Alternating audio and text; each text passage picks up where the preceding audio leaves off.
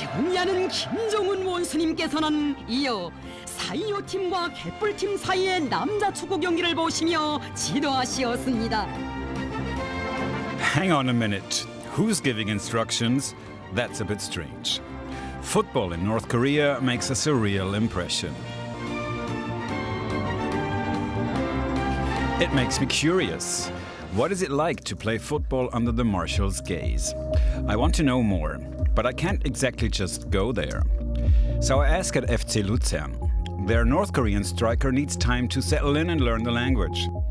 That could take a while. There's another from the Hermit Kingdom playing for Perugia in Italy. But he's just cancelled an interview, again, for undisclosed reasons. Here, though, I find what I'm looking for. In sleepy St. Pölten in Austria, there's a North Korean playing professional football who lets me ask him, why did you come here? Park, 25 years old, North Korean international. He appears nervous. It seems like an interview with me isn't exactly his greatest dream. My name is Sebastian. Park, nice to meet you. Luckily, I've already spoken to Park's agent in Switzerland. His name helps me break the ice. You know Carl, I know because you lived in his house for a year, yeah? Yeah, sure. In Switzerland. Yeah, he's my best friend. Well, he's tense, but he seems nice enough. He was even nice enough to give me a quick German lesson. How can I say it in German? Zum Wohl or Mahlzeit? Prost, you say. Like Zum Wohl, no? In Switzerland. Zum Wohl, Yeah, zum that's Wohl. right. Zum Wohl. Zum Wohl, Park. When I was young, I always watched the World Cup and then also Bundesliga and Premier League, you know. And I was always thinking that I want to play there. You know. What? Premier League? Bundesliga? What about the working class?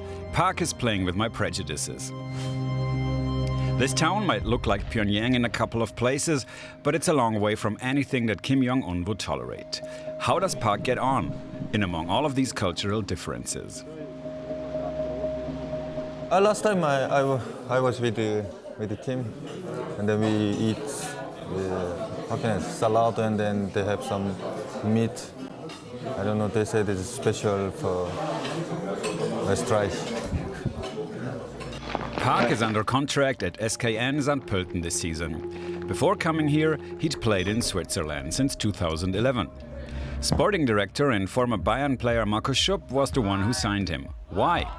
Als Stürmer bringt er unwahrscheinlich viel Präsenz mit, körperliche Präsenz mit auf den Platz. In seinen knapp 200 Spielen, die er jetzt in Europa gemacht hat, hat er 60 Tore geschossen. Shy but conscientious. That's the impression he makes. His sporting director has to calm him down, to convince him that the interview is really just about football. He remains tense. Media, cameras, questions. It's not something Park does every day. It's no wonder that he doesn't feel that great. He's in a different world. Back in his homeland, all the players are sport workers, state-employed amateurs. The cameras are only interested in one person.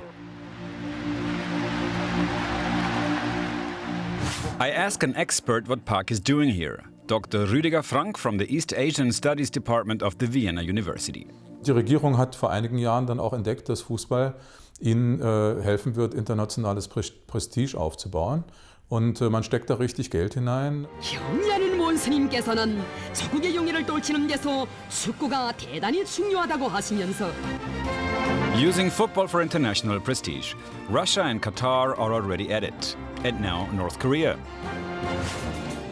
Kim can count on the assistance of the Swiss cuddly toy king Karl Messerli, who's been bringing North Koreans to Europe for years. The ex-footballer doesn't fancy giving me an interview. Everything's already been said, he says. Shame. I'd have loved to get a better impression of his business model. Among his player picks is Park. He came to Korea and then he watched some games. You know. He chose me, and then. But at the time I think I was 17, so it was not easy to get a working permit. You know. So after 1 year, and then he brought me to Swiss. Then. Park says his English isn't good enough. I expect it's much better than the average in North Korea. I'm not allowed to ask any political questions, so I try a cultural one again. Koreans is more, I don't know, how can I say? They do something always together, but in Europe, it's more individual, no? I feel this. Jörn Andersen is another who knows all about that. This old hand from the Bundesliga is now the North Korean national coach. But he's not completely lost touch with Europe. Sometimes I contact with him and then he asks many things about players and about the mentality of the players. So I explain him, But what, and here's a question I can't ask, is in it for Pak in St. Pölten? Will he get rich?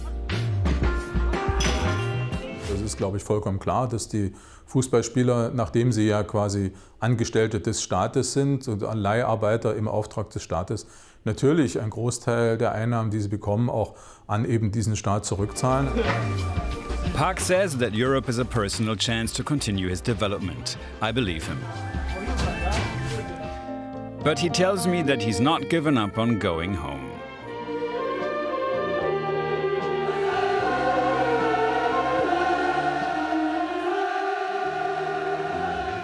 In the end, I go back to Korea. So Pak will go back. But perhaps more North Koreans will come to Europe in the near future. Perhaps they'll even land in the Bundesliga. And then I'd get to learn a little bit more about this country. If I can find a North Korean with whom I can chat a little bit more openly. It would have been a pleasure to do that with Pak. But for these first impressions, Pak, thank you.